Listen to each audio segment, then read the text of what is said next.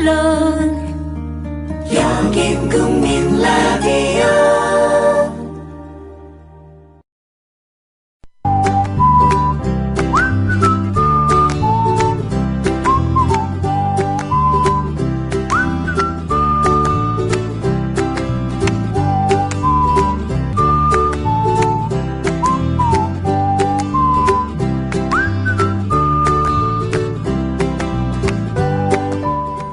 역사는 증거만으로 이루어지지 않습니다. 해석하는 사람의 주관이 끊임없이 개입되는 작업이죠. 현재의 상황에 따라 얼마든지 뒤집히기도 합니다. 역적이라고 기록된 사람이 의외로 충신이라는 재평가를 받고 우리가 위인이라고만 알았던 사람의 정치적 야욕이 드러나는 경우도 많습니다. 정도전은 과연 어떤 인물이었을까요? 이런 질문 자체가 무의미하다는 생각이 듭니다. 위치에 따라 달라지는 까닭이죠. 여러분은 어떻습니까? 누군가에게는 친절한 사람이라는 인사를 받았는데 어느 날엔가 험담에 돌아다니는 걸 알게 되기도 합니다. 정치인이 아니더라도 정조돈의 입장과 우리들의 나날이 맞닥뜨리는 일상의 관계들을 비교해보면 이 또한 흥미롭지 않겠습니까? 어제에 이어 정도전의 이야기를 시작하겠습니다.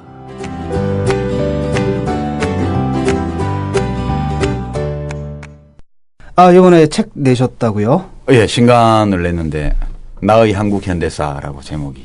이제 이 책은 나의 한국 현대사니까 시대 구분을 내가 있기 전과 내가 있은 후 이렇게 해서 1959년부터 2014년까지 55년의 기록. 박정희 시절에 대한 평가도 좀 있을 것 같고 촌평들 좀 해주시죠. 전두환은. 유신체제의 지극히 불필요한 연장. 노태우는? 왜 있었는지 모르는 정부라고 일반적으로 얘기를 하지만 의외로 가장 저평가된 대통령이라고 봐요. 네, 김영삼 대통령 같은 경우도 많이 했잖아요. 욕을 먹지만. 예, 김영삼 대통령은 그도 한때 정말 멋지고 빛나는 때가 있었다. 그렇죠. 그리고 이제 그 후에 김대중 대통령이죠. 우리 한국 현대사에 자기의 인격을 가장 깊이 각인시킨 인물, 이 박정희, 김대중 두 사람이다. 사실 오늘의 대한민국은 리더를 기준으로 본다면 이 두 분이 만든 나라라고 해도 좋을 정도 아니겠냐 그렇게 봤죠. 이명박 대통령은 언급할 가치가 별로 없더라고요. 4대강 말고는. 예. 뭐 노무현 대통령에 대한 평가는 생략하겠습니다. 그 별로 너무 객관적일 것 같지 않아가지고. 그 아무래도 그렇죠. 나의 한국 현대사 1959년부터 2014년 55년의 기록. 도서출판 돌베개에서 펴냈습니다.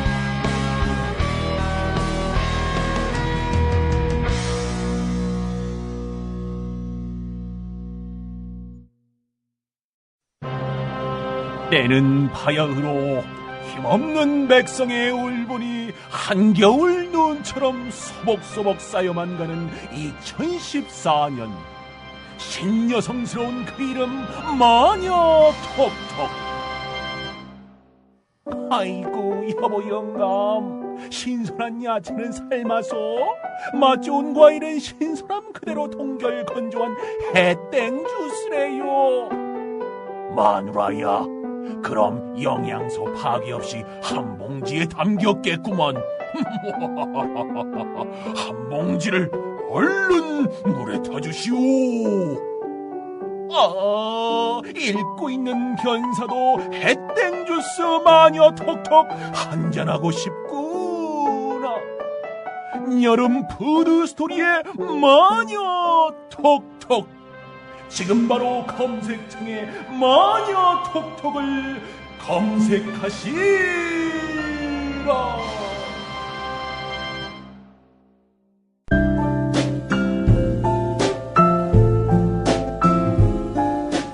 뇌에는 근육이 없습니다. 책은 섹시한 뇌를 위한 체육관. 국민 라디오 전영관의 30분 책 읽기. 네, 어제에 이어 교수님 모시고 정도전 나머지 이야기 들어보겠습니다. 안녕하세요. 예, 안녕하세요. 예, 오늘은 이제 어떤 내용이죠? 조금 전에 선생님 말씀하시는 내용을 좀 들어보니까 갑자기 그런 생각이 드네요. 정도전을 우리가 지금 어떻게 해석해야 될 것인가. 이제 이 문제인데, 물론 제가 이제 오늘 이 시간에는 이제 정도전이 살아온 과정에 대한 이야기, 뭐 또 정몽주 만난 이야기, 이성계 만난 이야기, 그러다 역성혁명한 이야기, 요동정부란 이야기, 이걸 뭐 이렇게 연대기 순으로 이야기를 좀 하려고 했는데, 이제 그거는 뭐 이따가 뭐 잠시 그렇게 할 수도 하겠죠. 그죠? 그런데 그 전에 이제 먼저 이야기하고 싶은 것이 정도전이 갖고 있는 생각. 이제 이런 거예요. 정도전은 이제 어떤 생각을 갖고 있었냐면, 왜 의로운 자는 공궁하고, 왜 불의한 자들은 부귀하냐. 지금 해야 될 말입니다. 이 생각을 이제 늘 갖고 있었던 거예요. 예. 과연 정의는 존재하는가. 그러니까 여기서 이제 정의라고 하는 말을 쓰지 않고 이제 천도라고 하는 말을 썼죠. 하늘의 도는 존재하는가. 그러니까 이 정도전이 고려 말의 상황을 보면서 정말 개탄을 했던 거죠. 자기는 백성을 위해서 그렇게 일을 하려고 노력을 했는데 본인에게 나온 것은 유배지. 또 정치적 낭인. 그런 그 개혁과 또 이제 새로운 세상을 꿈꿨던 정도전을 조정에서는 받아들여질 수가 없는 거죠. 그러다 보니까 자꾸 멀리 조정으로부터 벗어나서 이제 백성들이 사는 가장 고통스러운 백성들이 사는 곳으로 유배를 가고 거기서 살아야 했던 거죠. 나주 인근인가 거기로? 나주는 그 뒤에 이야기고, 그 청주 일대로 먼저 이제 가게 되는데, 어쨌든 뭐 나주든 청주든 그 이제 정치적 낭인 생활을 하면서 느꼈던 것이 바로 무엇이냐? 왜 의로운 자는 공궁하냐 이거예요. 왜 악마 같은 놈들은 그렇게 불의와 부정을 저지르는 놈들은 부귀하냐? 이게 이제 정도전의 새로운 개혁 사상의 냉정히 말하면 출발점이 되는 것이죠. 정말 위험했군요. 그런 과정에서 이제 이 양반이 읽었던 책이 맹자였거든요. 그 원래 이제 대학하고 중용이라고 하는 책을 이제 공부를 할 때 이제 기본적으로 이제 성리학을 공부했던 사람이긴 하지만은 예전에 책이 귀했기 때문에 쉽게 이 책을 접할 수 없었죠. 뭐 기본적으로 아까 이제 어제 제가 이야기를 했지만은 정도전은 그 아버지 정은경이 향리 출신이에요. 집안이 넉넉한 사람이 못 됐습니다. 다만 이 아버지가 서울에 개경에 당시 서울이 개경이었으니까 개경에 올라와서 과거에 급제를 한 거죠. 이제 천재였었으니까 아버지 자체가. 그래서 거기서 형부상서 요즘으로 치면 법무부 장관인데 거기까지 올라갔던 인물이긴 하지만 기본적으로 아주 한미하고 가난한 집안이었어요. 그래서 책을 보기가 어려웠죠. 그런 반면에 정몽주 같은 경우는 고려 귀족 계급 출신입니다. 연일정 씨. 경제가 완전히 달랐던 거예요. 경제가 다르다 보니까 사고하는 내용도 다를 수밖에 없었던 거죠. 그러나 어쨌든 그 정몽주하고 같이 목은 이색 문화에 들어갔거든요. 이 정도전이 15살에 서울에 올라와서 이색 학당에 들어가게 됐는데 그때 이제 천재성을 들었던 거예요. 당시 포은 정몽주 같은 경우 이제 5살 위였거든요. 5살 위였던 인물이었는데 그 정도전에게 동심우다 이런 표현을 썼어요. 같을 똥 마음시 버두. 같은 마음을 갖는 친구다 이거죠. 그럴 정도로 각별하게 마음을 나누었기 때문에 그 불우했던 정도전에게 맹자라고 하는 책을 선물을 한 거예요. 대학도 정몽주가 주고 중용도 정몽주가 줬는데 그 내용들 속에서 공자가 갖고 있는 인의 사상을 배우긴 했지만 그러나 공자의 인과 달리 현실 정치를 갖다 보다 뛰어나게 할 수 있는 내용 그것이 바로 맹자였던 거죠. 그 맹자 내용에 불의한 자들을 처단하는 내용이 있는 거죠. 그러니까 올바르지 않은 임금을 처단하는 것 그것은 거꾸로 정의로운 것이다. 맹자는 그렇게 생각을 했거든요.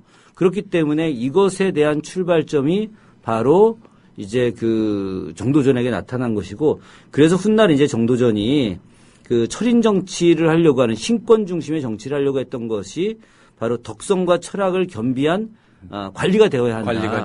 이게 그 당시에 이제 정도전 했던 이 유명한 이야기가 있어요. 도덕이 몸과 마음에 축적된 자를 선비라고 한다 이거예요. 도덕이 몸과 마음에 탁 축적된 자 선비고 그래서 교화를 정치에 베푸는 자를 관리라고 한다. 그러니까 이 선비가 되었던 사람, 기본적으로 선비가 된 사람, 이런 사람들이 교화를 하는 정치를 해야 한다. 교화를 하는 정치를 하는 사람이 그 관리가 되어야 한다. 이제 그렇겠죠. 이런 생각들이거든요. 그렇기 때문에 어쨌든 그 이전에 있었던 온갖 나쁜 폐단들 이것들을 갖다 개혁해야 된다라고 하는 것이 이제 정도전 생각이었던 거죠. 적폐를 없애야 한다. 그렇죠. 소위 말하는 적폐를 없애야 된다. 누가 한 이야기죠. 그래서 적폐를 없애야 된다. 그런데 어쨌든 이 정도전이라고 하는 인물을 보면 애잔한 혹은 애련한 이런 생각들이 참 많이 듭니다. 왜냐하면 죽는 날까지 예. 태어나서부터 죽는 날까지 신분의 한계 때문에 사실 그 시절에 너무 그런 사람들 많았거든요. 왜냐하면 그럼요. 네. 그리고 그때 당시에는 적소의 차별이 없던 시절이었거든요. 그렇기 때문에 비록 자기 아버지가 이 우씨 네. 예. 그러니까 당시 이제 명문 거족이었죠. 그죠? 이 우씨의 첩의 딸과 결혼을 해요. 그러니까 그 귀족의 어떤 첩의 딸과 결혼을 했는데 그것 때문에 그러니까 첩의 딸과 결혼해서 낳은 아이다. 예. 그리고 자기의 예. 장모는 또 이제 그 김지라고 하는 승려. 예. 승려가 파괴를 해서 아하. 절 안에 있던 여종하고 예. 결혼을 하게 됐거든요. 복잡하긴 하네요. 예. 그러니까 승려가 여종과 결혼해서 낳은 딸이 바로 정도전의 외할머니가 되는 거예요. 그러니까 이 정도전은 끊임없이 그런 그 신분의 비참함 예. 이런 것들을 겪게 된 것이죠. 공격을 많이 받았겠네요. 엄청나게 받았죠. 예. 그러니까 저런 미천한 놈이 예. 이런 이야기를 계속 듣게 됐던 것이었고 거꾸로 정도전은 그래 좋다 이거야. 예. 나 미천하다. 예. 그래 어쩔 거냐. 나 미천하지만 선비로서의 덕성과 교화를 통한 관리가 된 그런 사람이다. 이런 내가 백성들을 위해서 새로운 세상을 만들려고 노력하는 것이 무엇이 잘못이냐. 오히려 거꾸로 나와 같은 사람들이 정당한 대우와 평등한 대우를 받는 것이야말로 올바른 사회다. 이런 생각을 했던 거죠. 그것이 맞는 거 아닌가요? 맞죠. 당연한 얘기고요. 예. 예. 당연한데 그렇게 안 돼서 그렇죠, 뭐. 그렇죠. 이제 그래서 정도전이 거꾸로 만난 사람이 누구냐? 이성계인 거죠. 이성계를 통해서 야망을 실현시켜 보고자 했을까요? 했죠. 그건 분명하죠. 왜 분명하냐? 자, 거꾸로 예. 정도전의 모델은 누구일까요? 정도전의 모델. 그게 굉장히 중요합니다. 꿈꾸는 사람이라면 이성계를 꿈꾸지 않았을까요? 그러니까 그 거꾸로 정도전은 자신의 그 이상적인 모델은 제갈량이었어요. 제갈량이었다. 그렇죠. 책사로서. 예. 예. 제갈량이 실질적으로 촉을 다스린 거죠. 그렇죠. 유비가 다스렸겠습니까? 그의 아들 멍청한 유선이 다스렸겠습니까? 유비는 굉장히 현명했던 사람이어서 자기가 죽을 예. 때 제갈량한테 그렇게 이야기하죠. 내 아들은 바보 같으니 예. 거꾸로 무능하다 싶으면 당신이 황제가 되라. 이렇게까지 이야기를 했거든요. 그게 중국의 선양제도 아니겠습니까? 그죠? 예. 그러니까 요임금이 순임금에게, 요임금이 자신의 아들에게 물려주지 않고 순임금에게 물려준 것. 이런 것이 바로 가장 이상적인 선양제도였고, 이런 선양제도를 통해서 새로운 국가 건설을 해야 되겠다라고 하는 것이 정도전의 생각이었는데, 그 파트너가 바로 이성계였던 거죠. 이성계에 대한 그 정도전의 생각은 이성계를 명확하게 바라본 거예요. 과연 이성계가 누구 스타일이냐. 이성계가 한나라를 건국한 유방 스타일이냐. 유방 스타일. 아니면은 그 삼국지에 나오는 유비 스타일이냐. 스타일. 이 두 가지를 같이 본 거죠. 그래서 유방과 유비의 결합된 인간이다. 이제 이런 정도로 파악을 했던 거예요. 그 군사력을 보고 감탄했다고 그래요. 뭐 군사력을 보고 당연히 감탄할 수밖에 없는 거죠. 왜 그러냐면 제가 그 지난번에도 한번 이야기한 적이 있었는데 이 군대 혹은 군사력이라고 하는 것은 합법적 폭력 집단이에요. 네, 맞습니다. 예, 이런 군사력이 없이 어떻게 정권 잡을 수 있겠습니까? 그렇기 때문에 당시에 동북면 그 병마사로 있었던 그 이성계를 찾아갑니다. 이 사람이. 네. 당시 이제 그 어디 거주하고 있었냐면 김포에 거주하고 있었거든요. 김포에 거주하고 있던 이 사람이 함흥까지 이성계를 만나러 가죠. 그 이성계 역시 그 당시에 백성들에게 엄청난 지지를 받기는 했지만 그러나 이 역시 함흥 촌놈 소리를 들었던 거죠. 왜 그러냐면 동북면 출신 아니겠습니까? 네. 그죠? 원래 이 사람은 아버지 이자춘하고 같이 고려인이 아니었던 거죠. 원나라 사람이었던 거예요. 네. 원나라 관리를 했으니까. 그러다가 이제 국민당의 개혁 정책 속에서 반원 정책과 맞물려 가지고 이 쌍성 총관부를 갖다가 이제 국민당이 되찾아야 되겠다 했을 때 은밀히 접촉했던 사람이 이자춘과 이성계였거든요. 그런 과정에서 이성계가 쌍성 총관부를 탈환하는데 절대적인 공헌을 세우고 네. 그 뒤에 이제 홍건적, 네. 외구 이 침입을 맞서서 탁월한 역량을 보였거든요. 아주 전설적인 이야기가 있습니다. 그 외구 장수였던 아지발도 혹은 아기발도라고 하는 이놈이 있었는데 예. 이놈이 뭐 온몸을 갖다가 이렇게 그 철로 가려가지고 어느 누구도 이기질 못했네. 뭐 굉장히 검술이 대단했던 거예요. 아. 그래서 당시에 이제 고려 군대가 거의 뭐 백전백패하다시피 했죠. 그래서 이성계가 아지발도를 죽이러 갔는데 뭐 도저히 죽일 방법이 없는 철갑을 거예요. 하고 예, 있어서. 철갑을 하고 있으니까. 그래서 이건 좀 재미난 이야기이긴 합니다만 네. 실제 이야기이기도 합니다. 네. 멀리 위에서 언덕 위에서 활을 갖고 대기하고 활을. 있다가 아지발도한테 일본어로 욕을 하게 한 거예요. 아. 우리 군사들이 아하. 뭐 야이 개 XX 뭐 네, 네. 이렇게 했겠죠, 그죠?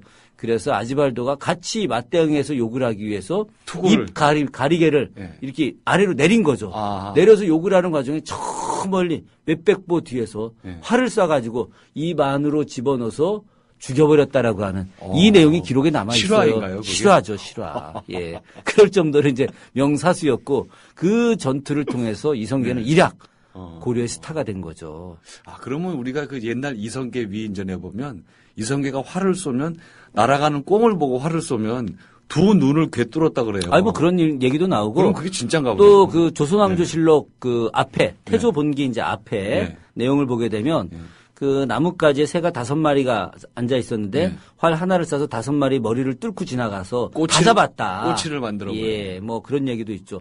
그게 얼마나 대단하냐면요. 화살이 이렇게 슉 하고 나가잖아요. 그죠? 나가는 것까지 좋은데 그걸 힘을 조절을 하는 거예요. 힘을 조절해서 5마리만 딱 맞추고 뚝 떨어지게 했다. 그 뚫고 지나가지 않고. 힘 조절까지. 힘 조절. 당구에서 힘 조절 나오는 게 아니라 여기서 이 힘 조절 나오는 거거든요. 이런 선수가 세상에 어디 있습니까? 이런 선수가. 이런 정도의 실력을 갖고 있는 사람은 삼국사기에 나오는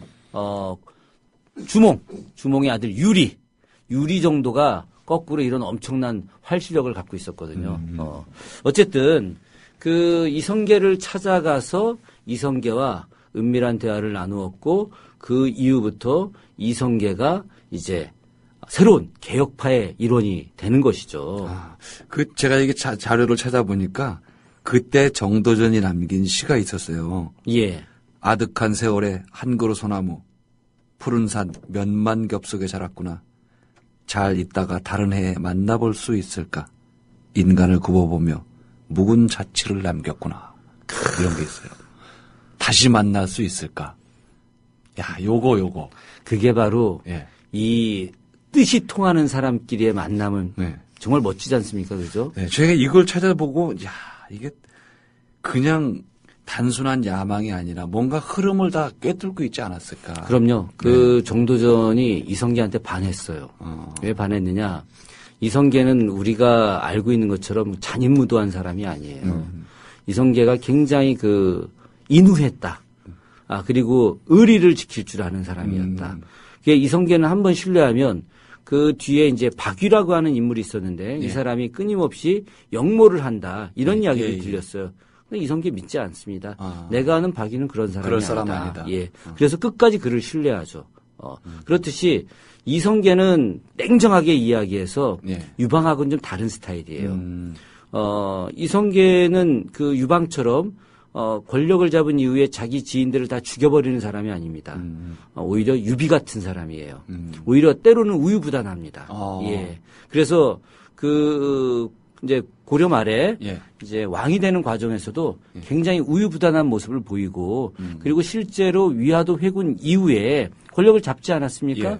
그때 그 반원 세력 그러니까 반개혁파들 그러니까 친원 세력들 다 싹 날리면서 새로운 개혁파들을 중심으로 한 국가 건설을 했어야 함에도 불구하고 너무도 유약해서 그들을 다 남겨뒀던 거예요. 그러니까 뭐 그것을 조선 후기 용어로 하면 뭐 탕평이라고 할까?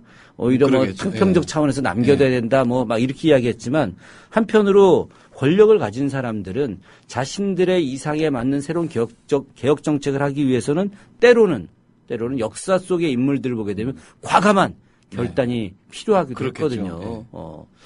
얼마 전에 그 도올 김용욱 교수님하고 제가 같이 재즈를 보러 간 적이 있었어요. 그분이 같이 재즈 공연 보러 가자고 해갖고, 지지난주 일요일 날 같이 갔다 왔는데, 그 뒤에 이제 뒤풀이하는 과정에서 이 양반이 이제 그런 얘기를 하더군요. 정조가 왜 개혁에 실패를 했는 줄 아느냐. 그래서 거꾸로 저한테 물어보시더라고요. 맨날 이제 그 정조 왜 어쩌고저쩌고 이제 저한테 맨날 이제 얘기하니까. 그래서 제가 글쎄요. 선생님 왜 정조가 개혁에 실패했어요? 그랬더니 즉위하자마자 정순왕후를 죽이지 않아서 그런 거야. 첫 마디가 그것이더라고요. 거꾸로 그분은 정순왕후를 죽였어야만이 정조가 개혁을 성공할 수 있었는데 그 반개혁 세력의 구심점이었던 정순왕후를 제거하지 못한 것이 정조개혁의 실패였다. 이렇게 분석을 하는데 당시 이성계라고 하는 사람이 그런 정도로 우유부단한 것도 분명히 존재했던 거죠. 그것을 갖다가 막아내고 그리고 개혁을 이끌어 나가려고 자신 엄청나게 욕을 먹죠. 왜 욕을 먹느냐. 자기의 스승이었던 목은 2세까지도 처단하려고 하지 않습니까? 왜? 개혁에 반대되니까. 그런데 그때까지도 포은하고는 좋은 관계를 유지했었어요. 그때까지도요. 그렇지만 포은과 결정적으로 이제 갈라서게 된 것은 너무 잘 아시다시피 바로 이제 완전한 역성혁명을 하겠다. 더 이상 고려라고 하는 국체로서 이것이 백성을 위해서 존재해서는 안 된다. 새로운 나라를 만들어야 된다. 그래서 이씨들 이제 이성계를 대변하는 새로운 국왕을 만들어야 된다. 다만 정도전은 이성계를 내세우지만 계속 우리가 이야기하는 신권 정치를 하려고 했던 것이 바로 이제 주요했던 것이죠. 그로 인해서 신권 정치를 내세우는 바람에 죽음을 당해버리는. 그렇게 되는 거죠. 예. 사실 그 정도전이라고 하는 인물이 우리가 이제 불교에 대해서 굉장히 안 좋은 생각을 갖고 있었습니다. 왜 안 좋은 생각을 갖고 있었느냐? 고려 때 아무래도 말기에 엉망진창이 돼서 좀 그러지 않았을까요? 그럼요. 사실은 이 정도전이 굉장히 다양한 공부를 한 사람이에요.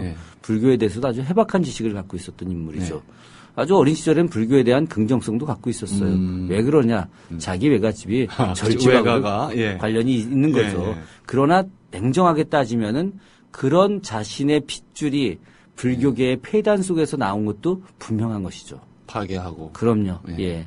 그런데 정도전 표현에 의하게 되면 당시 불교계는 첩이 없는 승려가 없다. 고려 말에는. 그럼요. 재산이 없는 승려가 없다.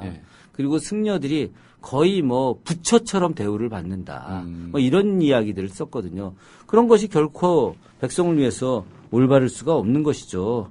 그러니까 그런 부분에 대해서 개혁을 해야 되겠다. 이제 이런 것들이 또 있는 것이고, 그런데 이제 정도전이 갖고 있는 제일 중요한 것이 사실은 요동정벌론이었거든요.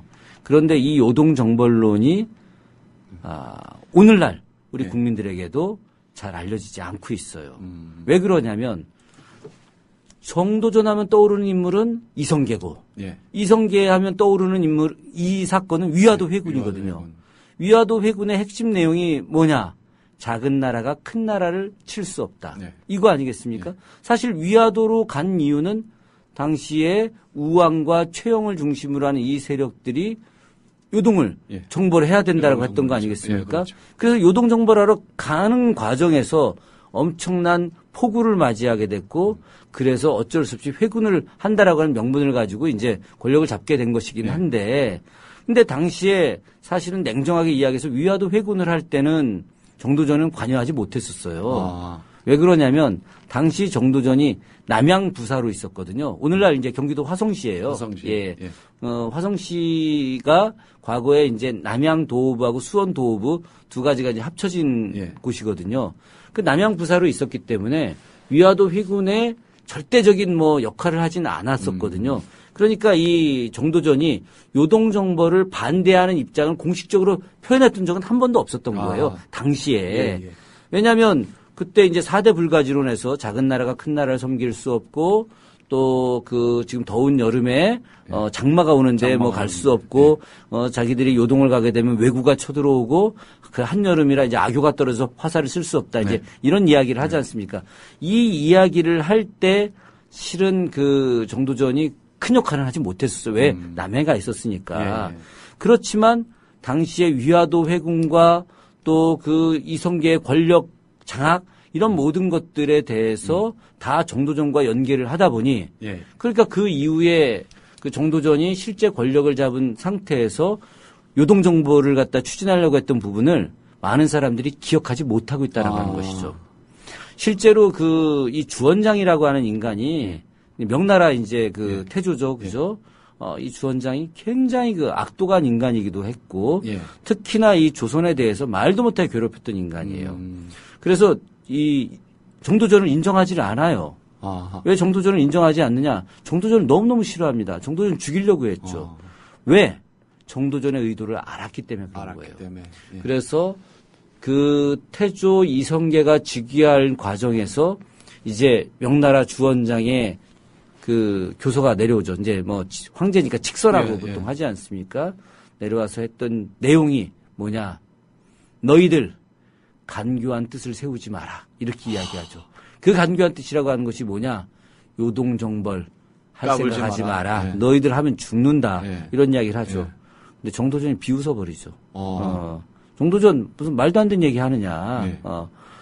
거꾸로 그 정도전이 갖고 있는 생각은 실제로 형식적으로는 4대를 하지만 제가 뭐 앞서 잠깐 이야기했지만 그 4대라고 하는 것이 형식적 4대주의인데 그걸 해서 어쨌든 명이라고 하는 나라가 새로 건국한 조선이라고 하는 나라에게 군사를 동원해서 전쟁을 일으키면 안 되니까 그때 뭐 주원장은 뭐 겁이 없는 사람이었거든요. 당시 그 세계 최고의 군사력을 갖고 있던 몽고족하고 맞짱가 갖고 이긴 사람들이고 그리고 거기에 여진족들도 막 다 쓸어내고 원래 이 사람들이 뭐 우리가 이 무협 영화에서 나오는 마교 출신들 아닙니까? 명교라고 하지만 그걸 이제 마교라고 불렀는데 이 주원장이 깡패 출신이에요. 쉽게 얘기해서 이거 건달이었는데 아주 잘 풀려가지고 명나라 황제까지 된 사람이었기 때문에 겁이 없는 사람이에요. 그래서 뭐 이 당시 그 기록 보게 되면 저 옥자 옆에다가 긴 창을 두었다는 거 아닙니까? 긴 창을 두어가지고 힘이 얼마나 장사인지 긴 창을 두어서 말 안 듣는 신하들 있으면 창 그대로 옆에 뽑아갖고 그냥 이렇게 쫓아가서 찔러서 죽였다는 거예요. 그렇게 잔인무도한 인간이었기 때문에 그래서 당시 정도전 입장에서는 우리가 은근히 어쨌든 4대의 모습을 취하지 않으면은 분명히 저 인간은 조선을 공격할 수도 있다. 이런 생각을 했죠. 그렇기 때문에 형식적 4대주의를 취하지만 그러나 우리가 명한테 완전히 예속돼서 우리가 원하는 요동정벌을 하지 않아서는 안 된다. 이런 생각도 가졌던 거예요. 그런 면이 부각되지 못한 것이 굉장히 저는 정도전을 보면서 안타깝다고 많이 생각을 하고 있습니다. 절대 속으로는 그거를 버리진 않은 모양이네요. 그렇죠. 이런 사람이 뭔가를 해냈을 텐데 여전히 또 아깝고 문득 노무현 대통령도 잠깐 생각이 났습니다. 이런 생각 자꾸 하면 안 되는데 자꾸 생각나게 되네요. 자, 정도전을 위한 변명. 여러분들도 한번 다시 읽어보시면 요즘 세태하고 잘 맞춰서 새로운 생각들을 하실 수 있을 것 같습니다. 오늘 교수님 말씀 고맙습니다. 예, 고맙습니다. 네. 정치인은 항상 민중을 위한다고 말합니다. 과연 그럴까요? 조선의 민번 정치란 말도 이게 진정 백성을 위한 정치라는 뜻 하나만 있을까요? 대한민국에서 시달리며 살아서 그런지 몰라도 저는 이 말을 신뢰하지 않습니다. 명분일 뿐이라고 의심합니다. 이방원도 정도전도 백성을 위한 정치를 내세웠지만 이방원의 승리로 끝났습니다. 이후 오랜 세월 또 태평성대를 누렸죠. 그렇다면 정도전이 틀린 걸까요? 그것도 아닐 겁니다. 정치인의 철학이 중요하지만 당대의 사회 시스템도 중요한 역할을 하기 때문입니다. 정치인은 물건을 만들어내는 생산자가 아닙니다. 방향을 제시하고 방법론에 대한 근거를 강화하는 일을 하죠. 거기에 열광하는 사람이 많으면 훌륭한 정치인이고 반대파가 많으면 물러나는 겁니다. 이때 그가 제시한 담론이 중요한 빌미가 됩니다. 뭐 실행하지 않았으니까 옳았느냐 틀렸느냐의 문제는 아닌데 말입니다. 이래저래 정치라는 거 참 어렵습니다. 머리 좋고 집념도 강해서 사법고시 패스한 사람들이 유독 많은 게 우리 정치판인데 하는 일들을 보면 속이 뒤집힙니다. 거기 가면 다 그렇게 되나요? 아닙니다. 단지 암기력 좋은 사람들이 거기 모인 겁니다. 남이야 어떻게 되거나 말거나 자기 목표만 보고 뛰는 사람이 그 바닥에서 성공하는 겁니다. 서글픈 마음으로 오늘 순서 마칩니다. 지금까지 30분 책 읽기 전영관이었습니다.